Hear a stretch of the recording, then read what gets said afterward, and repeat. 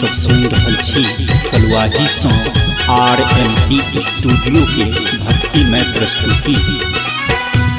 RMP अपन लोक अपन गीत।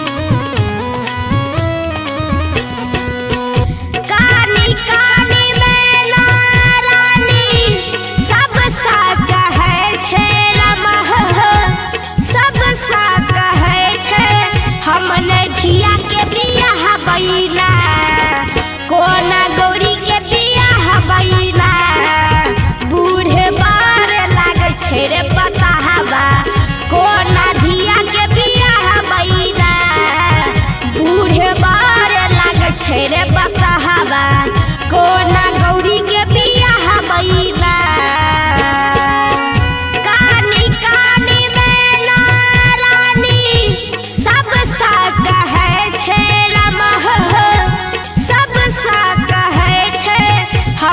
झिया के बियाह बैना।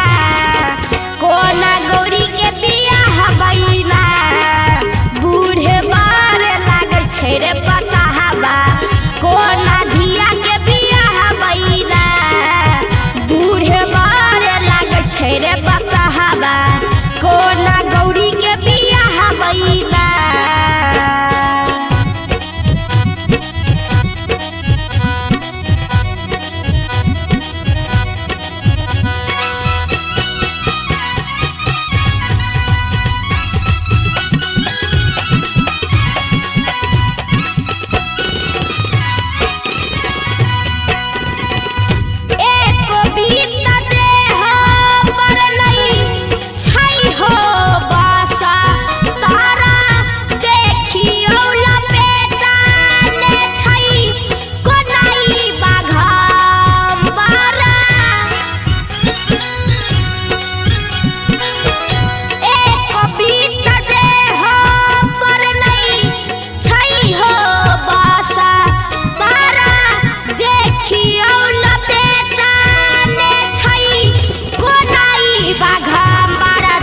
कहू कोना न डरे बैना।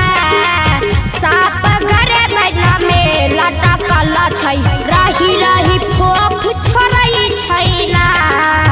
बूढ़े बार लागे छै रे बताहबा।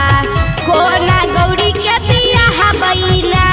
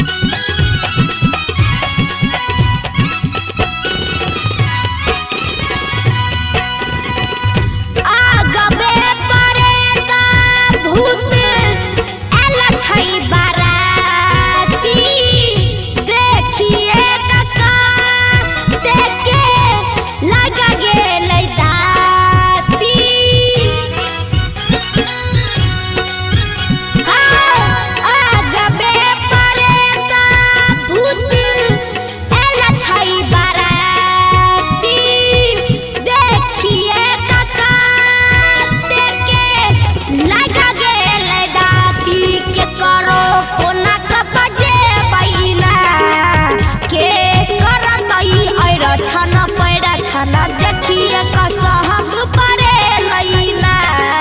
बूढ़े बार लागे छे रे बताहबा।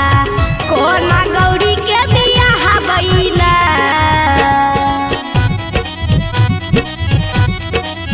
अपने सब सुन रहल छी कलुआही सँ RMP स्टूडियो के भक्तिमय प्रस्तुति। RMP अपन लोक अपन गीत। धीर धारू में ना कहले नारा दबाभा ना ही न के कृपा सा चलै ई होती नु भुवाना।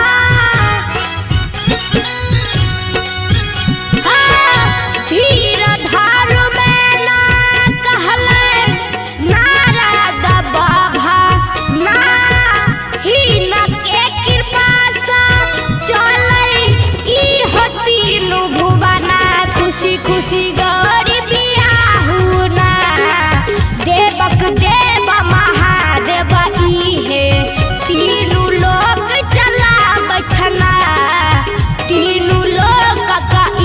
छथिन स्वामी खुशी खुशी गौरी बियाहु ना।